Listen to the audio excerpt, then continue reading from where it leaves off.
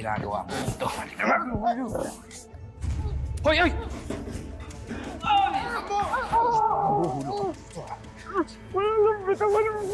Ano? Balak mo magulo dito? O hindi mo makagawa yan? Kuya Julio, pakinggan mo naman ako. Rambo, hindi ako makikinig sa sasabihin mo. Ilalabas kita dito. Julio, sige na. Sige na, kalagkarin mo na yan. Ginagawa mo dito, ha? Kuya Julio, para naman wala tayong pinagsamahan. Rambo, pinagsamahan. Pagkatapos mo kami ipakulong. Pagbintangan na mamamatay tao. Tapos ngayon, kinalaban mo pa si Sir Eduardo sa politika. Hindi ko ba alam kung gaano ka kamahal si Sir Eduardo? Apo na nga ang turing niya sa'yo eh. Higit pa nga minsan kay Oliver. Kaya nga ako nandito kasi may sasabihin ako kay Sir May. Tama na, di ako makinig sa sasabihin mo. Halika na nga. Kuya Julio! Ha? Kuya Julio! Ano? Si Oliver ay hindi totoong apo ni Sir Mayor.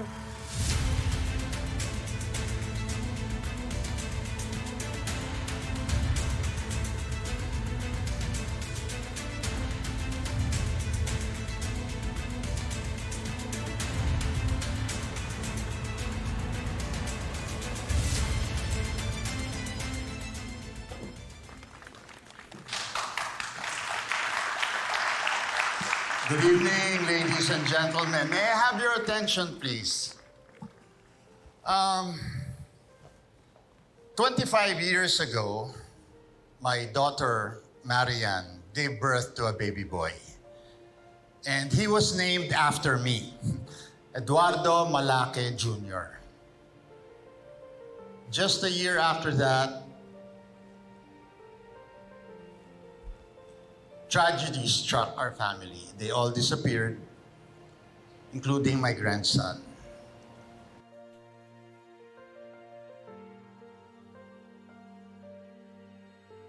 Patawarin mo ako, anak. Papapatawanin niyo rin po ako. Ikaw ang magiging pinuno ng bayang ito. Mayor Eduardo Malaki Jr. Oh, kailangan ng palitan ng diaper yan. Ako na rin siguro, magbabanyo na rin. Nag-change na ba siya?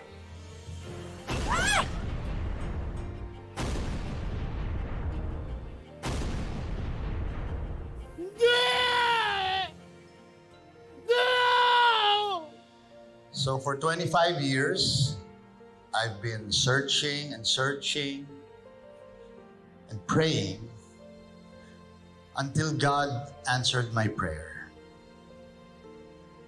Napakabait talaga ng Diyos dahil siya ang gumawa ng paraan para makasama ko muli ang aking apo.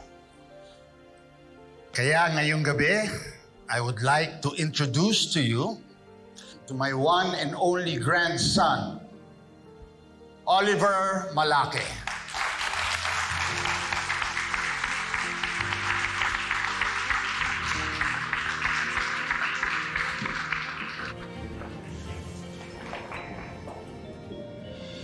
Good evening. Magandang gabi sa inyong lahat.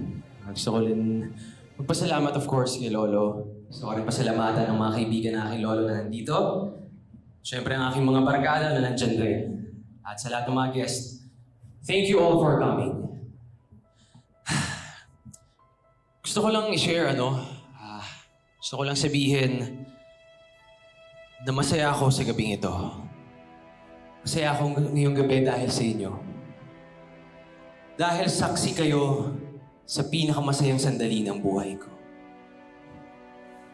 Lahat naman tayo gusto natin magkaroon ng buo at matatag na pamilya, hindi ba? Kaya thank you, Lolo. Nahanap mo ako. Nahanap mo ako after 25 years. Wow. 25 years, pero parang walang mahabang panahon nang nagdaan, Lo, eh, no?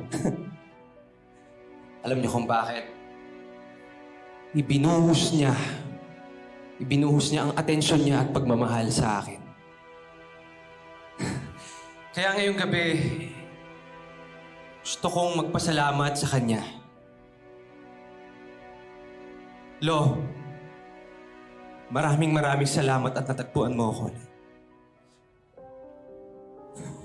Gusto kong sabihin sa lahat ng taong nandito. At syempre, Lo, sa'yo din. Pangako, I promise, na hindi na kami magkakahiwalay ng lolo ko. I love you, Lo. Maraming salamat.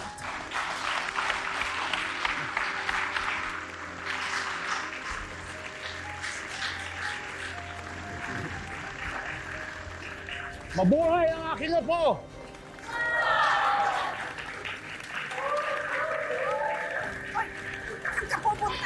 Hoy! Rambo! Tumigil ka na, nakakabastos ka na! Sir Mayor, panahon na po malaman niyo ang totoo. Anong totoo? Na hindi niyo totoo! Na hindi niyo totoo ang po yan si Oliver! Nagpapanggap lang siya isa siyang impostor!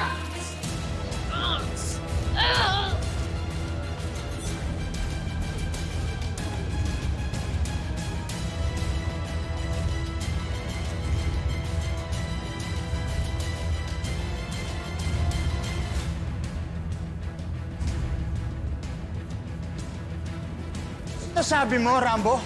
Ka maggugulo rito, ah! Umalis ka na! Palisin niyan! Ikaw ang umalis dito dahil hindi ka totoo ang apo ni Sir Mayor! Niloloko mo lang siya! Sinungaling ka, ha? Gusto mo lang sirain talaga si Sandali! Oliver. Sandali! Palayasin mo na nga yan, Julio! Lo, teka lang. Huwag mo pinapakinggan yan. Tandaan mo, kalaban natin yan. Walang ibang gusto yan kundi masira lang tayo. Gusto na lang tayo sirain. Sir Mayor! Si Eileen! Julio! Hayaan mo siya! Yung yasa na apo niyo, si Eileen!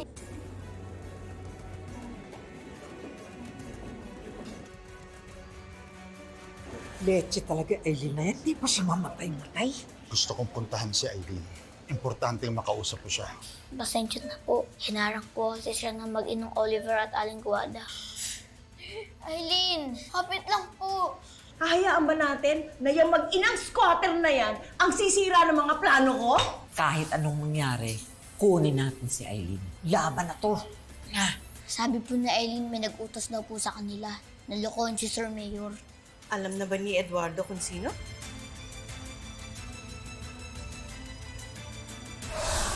Huwag sanang